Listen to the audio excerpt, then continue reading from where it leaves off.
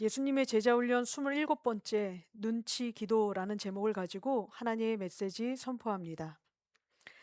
지난 시간 우리는 바리새인들의 그 가면 신앙을 담지 않기 위해서는 사람의 눈치를 보지 않고 하나님의 눈치를 보아야 한다라고 나누었는데요. 그래서 예수님은요, 그 하나님의 눈치를 볼 수밖에 없는, 봐야 하는 그 이유로 우리의 머리카락을 예로 말씀해 주셨습니다. 하루에도 수없이 나고 자라는 이 머리카락을 세시는 하나님께서 그 순간순간을 우리를 돌보시고 지키신다면 그 하나님의 눈치를 보는 것이 당연하지 않겠냐. 그래서 하나님의 그 돌보심을 믿는 사람은, 이 하나님의 눈치를 보는 사람은 반드시 기도한다라고 이야기하셨는데요. 자, 그렇다면 이 하나님의 눈치를 보는 기도는 무엇일까요? 뭐 눈치는 여러 가지로 볼 수 있지 않겠습니까? 그런데 이 눈치를 보는 기도가 있다라고 이야기를 하시는 것이 오늘 예수님의 메시지인데요. 아마 여기 계신 분들 중에 기도 한 번 안 해본 사람은 없으실 겁니다. 날마다 기도하라라고 한다고 한다면 거기에서 열애가 될지는 모르겠지만 가끔 하루 정도는 안 할 때가 있을 수도 있잖아요. 그럼에도 여기 앉아 계신 분들 중에 기도하지 않은 사람은 없을 건데, 그럼에도 불구하고 또 기도하면서 날마다 이 기도의 위력을 경험하는 사람도 세상에는 흔하지 않다는 거예요. 그런 무력한 우리의 기도는 너무 무력해 보여서 기도한다고 다 돼? 이런 마음 여러분들에게 있지 않으신가요? 이 마음이 있다면 오늘 우리는 이 예수님의 말씀에 귀를 기울여 봐야 하는데요. 예수님은 그런 무력한 우리의 기도를 위력한 기도로 바꾸실 수 있는 그 한 가지가 오늘 본문에 있기 때문이라는 말씀입니다. 자, 그것이 눈치 기도인데요. 자, 이 눈치 기도가 갖고 있는 이 한 가지 특징 때문에 우리는 더 이상 사람을 두려워하지 않고 살게 되고요. 그리고 이 눈치 기도에 담겨져 있는 이 한 가지 특징 때문에 우리가 마주하게 될 하나님 나라의 미래도 달라진다라고 이야기를 하십니다. 무력한 인생을 능력 있는 사람으로 바꾸는 이 눈치기도, 이 한 가지 특징이 무엇일까? 우리 기대하는 마음으로요.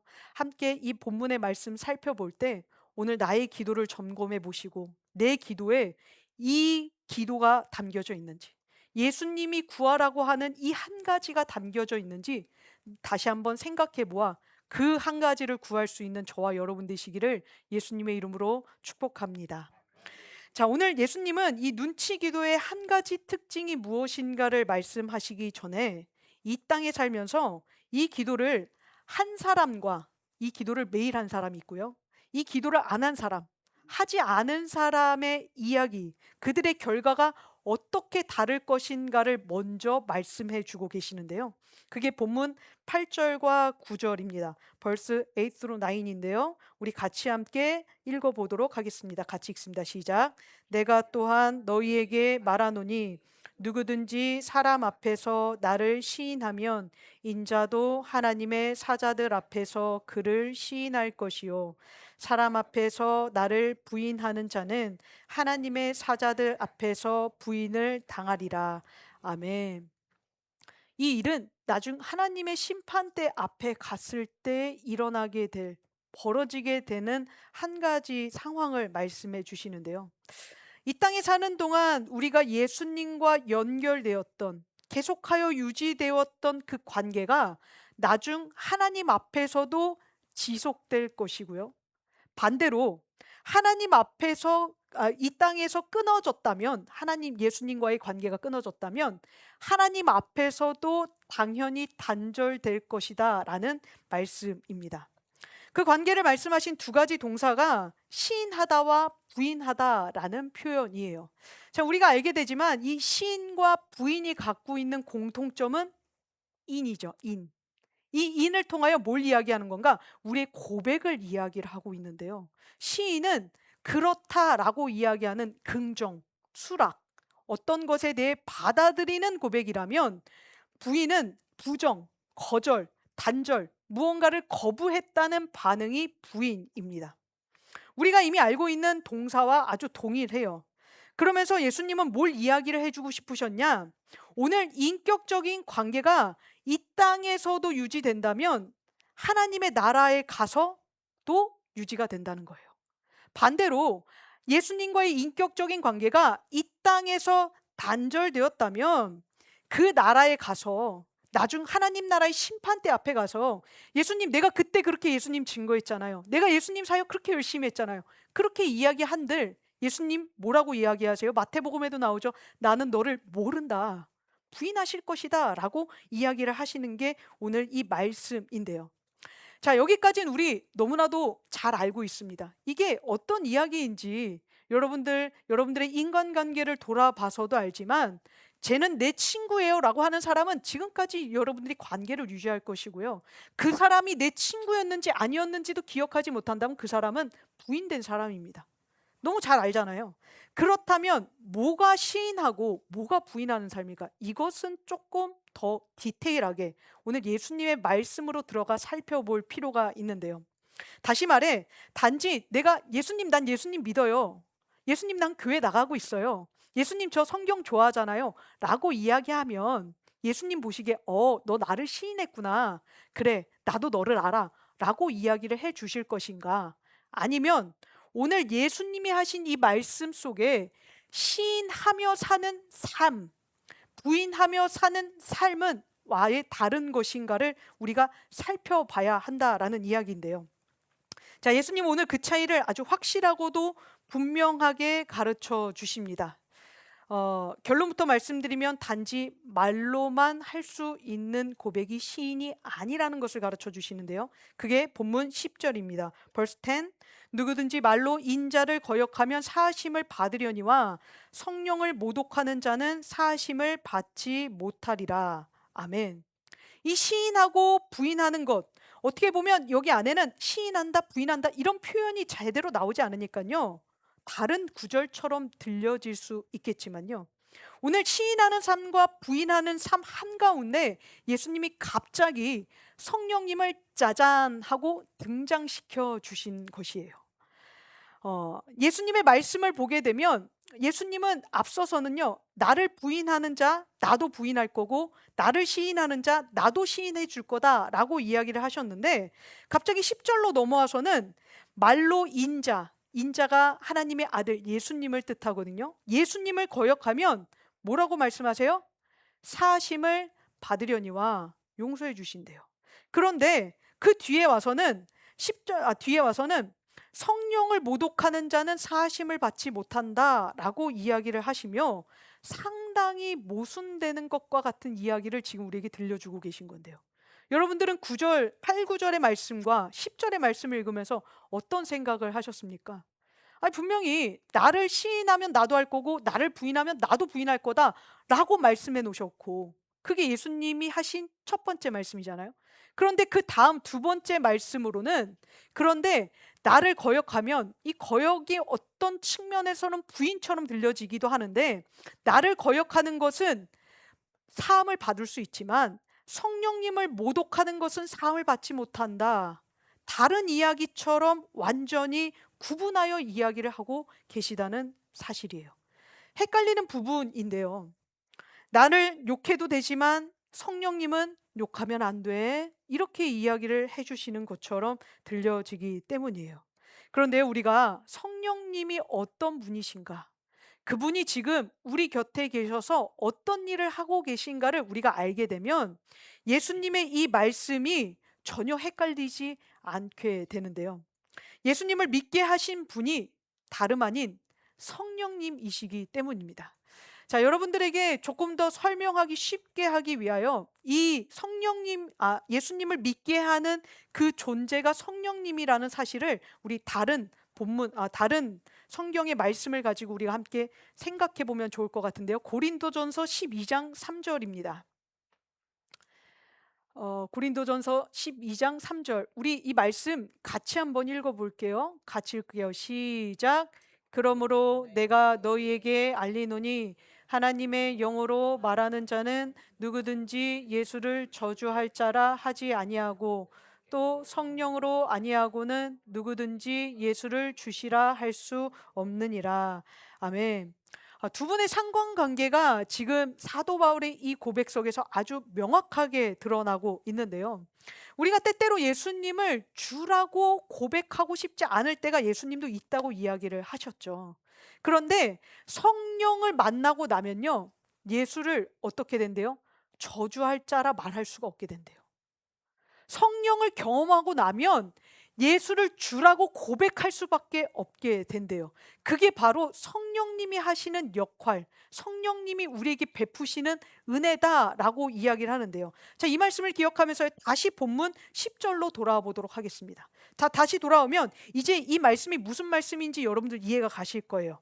자, 본문 10절, 누구든지 말로 인자를 거역하면 사하심을 받으려니와, 여기까지 떼어보면 이 말씀 무슨 말씀이에요? 성령님을 만나지 못한 사람이 예수님을 보며 저가 무슨 하나님의 아들이야 라고 말한 것은 용서받을 수 있지만, 고린도전서 1장 12장 3절 말씀을 가지고 봤을 때 그 뒤에 성령을 모독하는 자는 사함을 받지 못해요. 왜요? 성령을 만나고 나서는 예수를 저주할 수 없고, 성령을 경험하고 나서는 예수가 주라고 고백하지 않을 수 없기 때문이다 라는 이야기인데요. 이 말씀을 통합하여 볼 때 이제 예수님이 하신 이 말씀이 나를 부인하면 나도 부인할 거다, 그런데 나를 욕하면 난 용서해 줄게, 한 입으로 두 말 하신 것이 아니라요, 성령을 경험한 사람은 당연히 예수님을 주님이라 고백할 수밖에 없고, 성령을 경험하지 못하면 예수님이 진짜 하나님의 아들일까? 이 예수님이 정말 살아계신 신일까? 라고 의심할 수밖에 없기에, 성령님을 만나지 못한 사람은 용서를 받지만 성령님을 만나고 나서도 나를 욕해? 성령님을 만나고 나서도 나를 부인해? 성령님을 만나고 나서도 내가 아니라 너네 맘대로 살아? 용서 못 받는다, 이 얘기를 무겁게 하고 계시다라는 사실이에요. 이게 오늘 우리의 기도에 굉장히 중요한 영향을 가져오는 강한 힘이 되기도 하고, 강한 우리의 어떤 독이 되기도 하는 말씀이기도 합니다. 우리 모두에게는 예수님을 전해준 누군가가 있었죠. 여러분들이 스스로 예수님을 알아서 온 사람은 없을 거예요.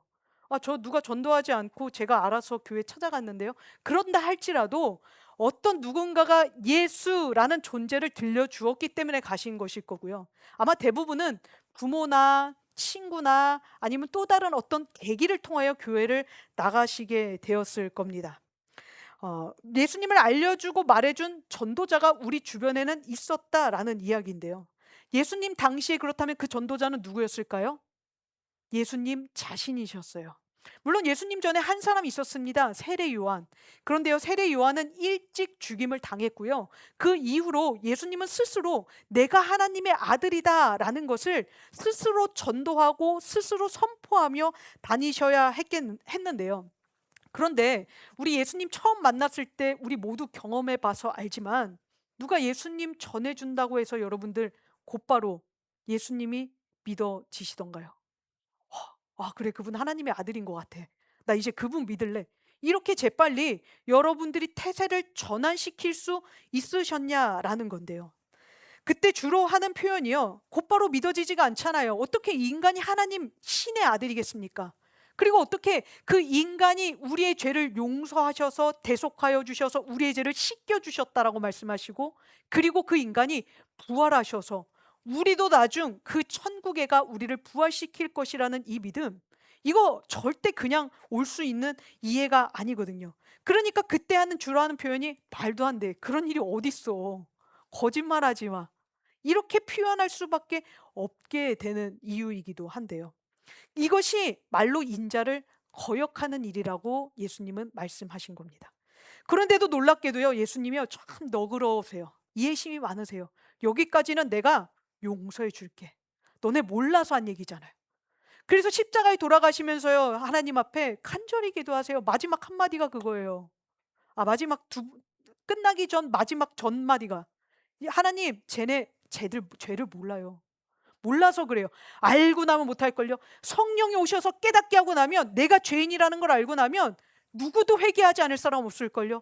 용서해 주세요. 이 얘기를 남기셨던 건 몰라서 그래, 말로 인자를 거역하는 것 괜찮아, 내가 용서해 줄게, 이렇게 이야기를 하신 것인데요. 그렇지만 어느 순간요, 여기 계신 분들 중에 경험한 분들 계실 겁니다. 어느 순간 머리로 알고 있었던 그 구원자 예수님에 대한 지식이 가슴으로 내려온 날이 있어요. 내 죄가 깊이 깨달아져 알게 되고요. 내가 정말 구원받을 수 없는 죄인인데, 하나님이 아들을 보내주셔서 나를 살리셨구나, 이 아들을 믿으면 나를 구원해 주신다고, 그 구원의 감격이 머리서부터 발끝까지 전율이 흘러 나를 움직이게 하는 날이 와요. 그게 바로 성령이 우리 가운데 임하신 역사의 날입니다. 그게 있는 사람, 그런데도 불구하고 나를 밀어내? 그러면 오늘 그 내려오는 순간을 거부하는 사람은 사심을 받지 못한다라는 것이 이 10절의 말씀인데요. 머리로 이해했던 예수님의 구원이 가슴으로 내려왔습니다. 성령의 인도하심으로, 성령의 역사하심으로 우리가 예수님이 나의 구원자임을 알게 되며 흘러오는 감격의 순간이 있다라는 거예요. 이때 이 성령의 역사하심을 방해하는 게 뭐냐면요, 모독이에요. 이렇게 모독하는 사람들이 있었다는 거예요. 감동이 느껴져 오는데도 불구하고, 아니야, 이거는 그냥 신비적인 일일 거야. 아니야, 이거는 거짓된 귀신 노름일 거야. 너는 바알세불의 그 힘을 빌려서 사람을 낫게 하는, 이런 이야기를 하는 모든 것이 성령님을 모독하고 있는 현장이었던 것인데요. 그러면서요, 이 예수님을 의심하게 된다. 다시 말해, 오늘 예수님은 예수님 그 자체의 말씀을 가지고 누군가가 전해준 그 일을 듣고 예수님을 의심할 수는 있지만, 그래서 못 믿겠다, 나는 예수님의 아들인 걸 다시 한번 보고 싶다라고 말할 수는 있겠지만, 어느 날 하나님이 갑자기 당신의 영을 보내주시어 그 아들이 누구인지를 보게 하시고, 그 아들이 나를 구원하셨다는 것을 감격을 느끼게 하시며 나에게 감동을 주시는 그날, 성령님이 지속적으로 회개를 요청하는 그날, 그 회개를 거부하게 되면 더 이상 복음을 받아들일 수 있는 기회는요, 하나님이 오셔도 못 변한다라고 이야기를 하신 건데요. 이게 바로 성령의 모독이다라는 사실이에요. 우리들의 삶을 돌아보면서 이 성령을 모독하고 있었던 시간이 있진 않았는지 우리는 반드시 점검해 봐야 합니다. 성령을 모독하면요, 우리가 이제 이후에 사도 바울의 이야기, 사도 베드로의 이야기, 또 다른 사도들의 이야기를 통하여 알게 되지만요, 성령을 모독하면 성령이 오지 않아요. 이게 얼마나 큰 죄이냐면요, 성령께서 내게 찾아오셔서 어떤 문제를 통하여 만나주셨고, 어떤 아픔을 통하여 치유하시며 나를 살려주셨고, 어떤 사건을 통하여 당신이 살아계심을 내게 보여주셨는데도 불구하고, 더 보여주세요, 나는 믿지 못하겠어요, 이렇게 이야기를 해버린다면, 그 성령의 역사하심을 부인한 것에서 오늘 성령을 모독하는 자 어떻게 된대요? 사심을 받지 못한다, 영원히 천국으로부터 거절당한다, 이야기를 하고 계신 것인데요. 그래서요, 성령을 받은 사람은 반드시 삶이 변화되게 되어 있습니다. 삶이 변화되지 않으면 지금 나는 내가 성령을 받은 것인가 아닌가를 점검하셔야 되고요. 두 번째, 성령을 받은 그 어느 날 내 안에 이 성령이 소멸되진 않았는지를 점검해야 하는데요. 자, 오늘 그 이야기는 하지 않고요, 성령을 받아들이면 그러면 어떻게 될 것인가, 그 다음 이야기로 한번 넘어가 보도록 하겠습니다. 성령을 받아들인 자의 삶이 달라진 이야기가 오늘 본문 11절과 12절, 벌스 11과 11 through 12인데요. 자, 우리 같이 한번 읽어볼게요. 같이 읽겠습니다. 시작. 사람이 너희를 회당이나 위정자나 권세 있는 자 앞에 끌고 가거든 어떻게 무엇으로 대답하며 무엇으로 말할까 염려하지 말라. 마땅히 할 말을 성령이 곧 그때에 너희에게 가르치시리라 하시니라. 아멘. 예수님을 시인하게 되고요, 그 시인한 것으로 성령의 충만하심을 받게 되면 그때 우리가 마주하게 될 현실이 오늘 본문 11절, 회당과 위정자와 권세 있는 자 앞에 직접 간다고요? 끌려간대요. 이게 사실 우리 그리스도인들이 만나게 되는 고난과 시련의 현실인데요. 자, 회당이나 위정자나 권세 있는 자는요, 이 땅의 권력자를 뜻하는 표현입니다. 다시 말해, 예수를 믿는 이 하나, 나는 예수님이 나의 구원자이심을, 하나님의 아들이심을 믿습니다 라고 말하는 그 하나 때문에 예수님 시대에 어떤 일이 일어났냐, 회당에 끌려간대요. 이 회당의 대표들은 유대 종교 지도자들이죠. 그들 앞에 서게 되고요. 뿐만 아닙니다. 예수님이 나의 구원자이십니다 라는 이 고백 하나 때문에 또 그 뒤에 위정자나 권세 있는 자, 빌라도와 같은 로마 총독과 로마 황제, 권세자 앞에 끌려가게 되는 일도 있을 것이다 라고 말씀을 하신 것인데요. 사실 이것은요, 포로로 살았던 유대 사람이라면 누구나 두려워할 만한 일이었습니다. 그 사람이 어떤 사람이냐에 따라 로마 황제에게까지도 가겠지만, 사도 바울처럼요, 모두가 갈 수 있는 건 아니니까요. 그럼에도 불구하고 유대 모든 사람들은요, 로마에 끌려가는 것이 두려웠고요. 심지어 유대인들, 종교심이 누구보다도 투철하고 그 유대 종교, 유대교라는 그 종교 안에, 테두리 안에 늘 살아왔었던 이 유대인들은 종교 지도자들 앞에 끌려가는 것조차도 상당히 두려워했었다라는 사실인데요. 그래서요, 그들은요, 어떻게 해서든 그 앞에 끌려가지 않기 위하여 4절 말씀을 보면 그들이 누구냐? 몸을 죽이고 그 후에는 능히 더 못하는 자들, 그들을 두려워하며 날마다 가면을 쓰고 살았던 것, 그것이 지난주에 이야기해 주셨던 사람의 눈치를 보는 외식하는 바리새인들의 모습이었었는데요. 그런데 오늘 예수님이 이 말씀을 똑같이 우리에게 들려주시며 우리라고 예는 아니랍니다.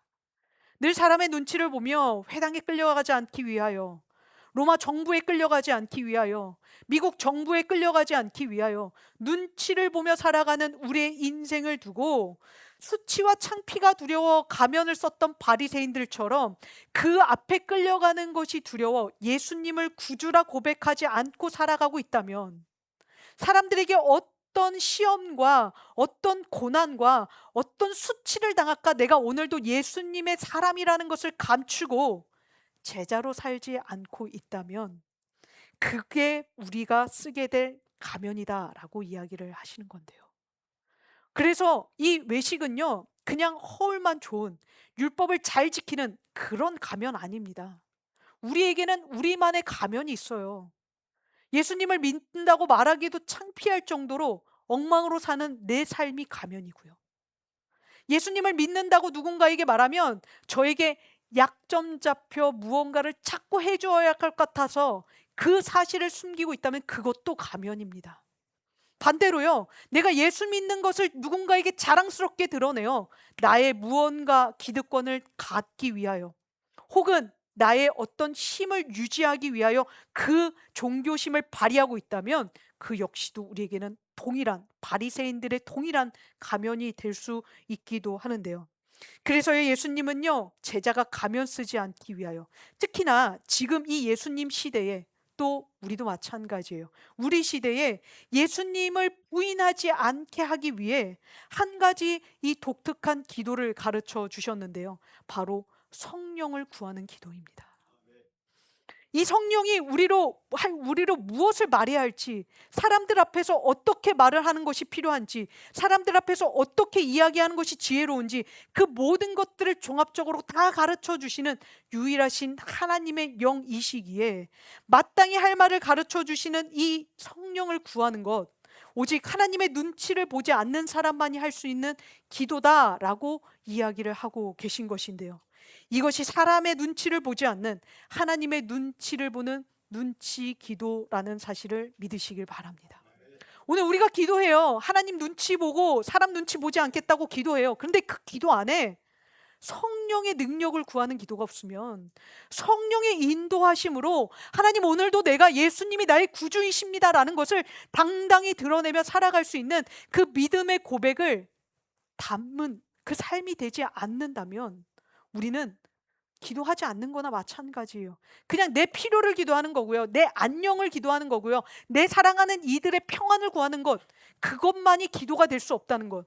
우리가 진짜 해야 될 기도는 성령 기도, 눈치 기도라라고 이야기를 하시는 건데요, 이 눈치 기도를요, 그대로 자기의 삶으로 가져와 하나님의 눈치를 보고 사람의 눈치를 보지 않고 마지막까지 끝까지 살아간 신약의 한 인물이 있습니다.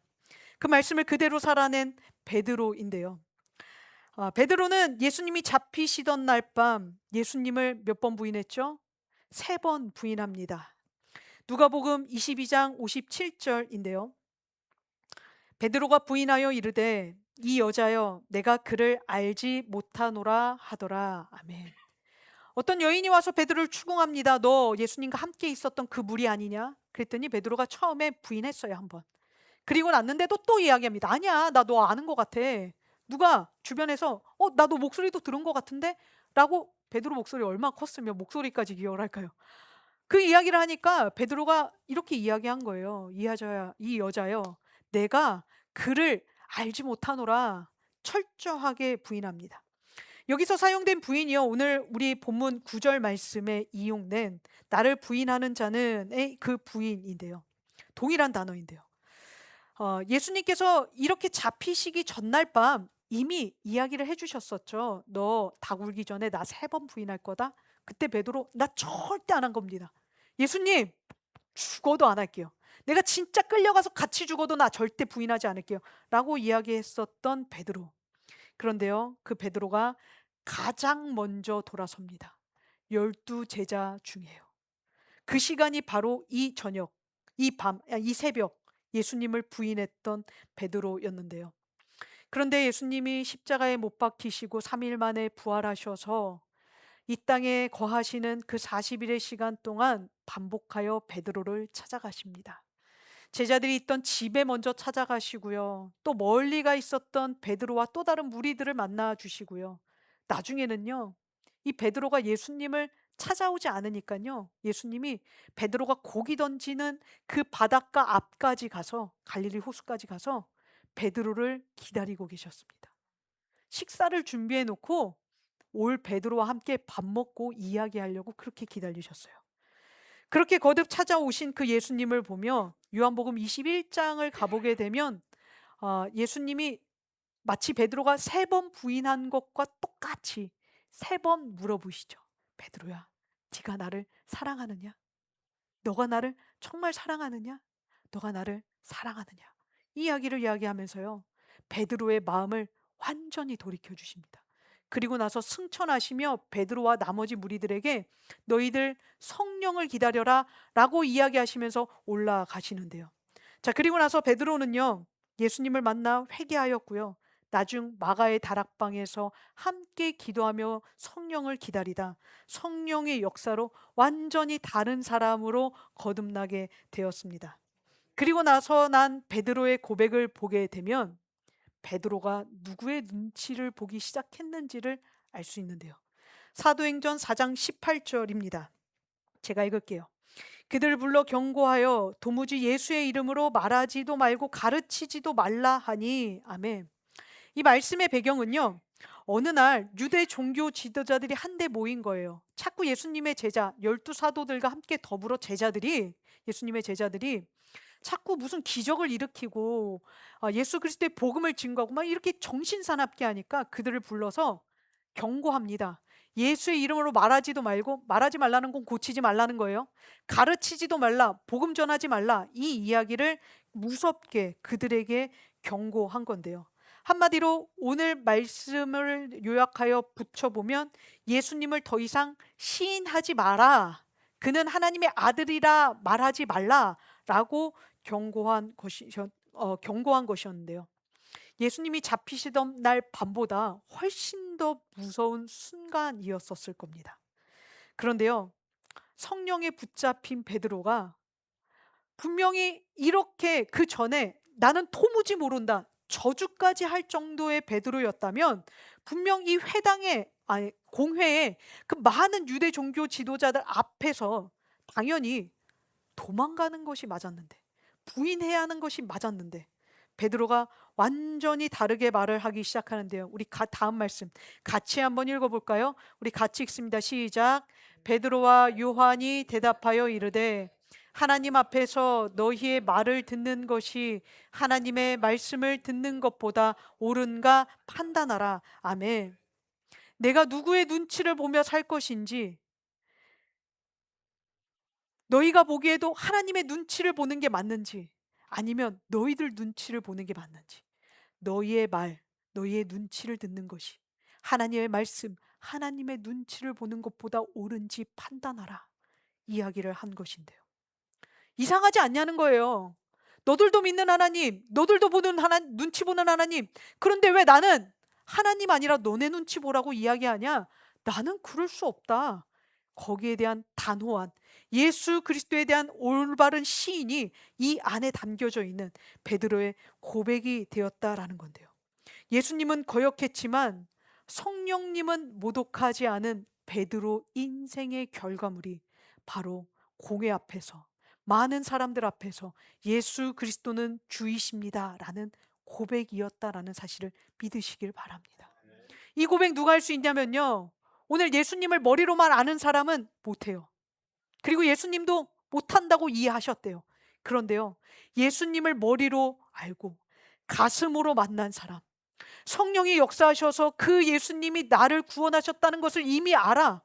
그 예수님이 어떤 분이신지를 성령 하나님의 도우심으로, 인도하심으로, 은혜로 아는 사람은 하나님을 부인할 수 없을 뿐만 아니라 예수님을 시인하게 된다 이야기를 하시는데요. 예수님은 거역했지만 성령님을 모독하지 않는 사람, 그렇게 성령을 구하는 자는 하나님이 반드시 책임지심을 믿으시길 바랍니다. 이게 오늘 우리에게 눈치기도, 성령을 구해야 하는 그 이유인데요. 말씀을 마무리합니다. 전해져 오는 초대 교회사의 증언에 따르면 베드로는 예수님과 같은 십자가 처형을 당하게 되었습니다. 십자가에 못 박혀 죽게 된 거죠. 그런데요, 베드로가 그 사실을 알고 나는 예수님과 똑같은 방향으로, 예수님과 같은 방식으로 죽을 자격도 없는 죄인이다 라고 이야기를 하면서요, 스스로 거꾸로 매달려 십자가에서 죽었다라고 기록을 하고 전해지고 있습니다.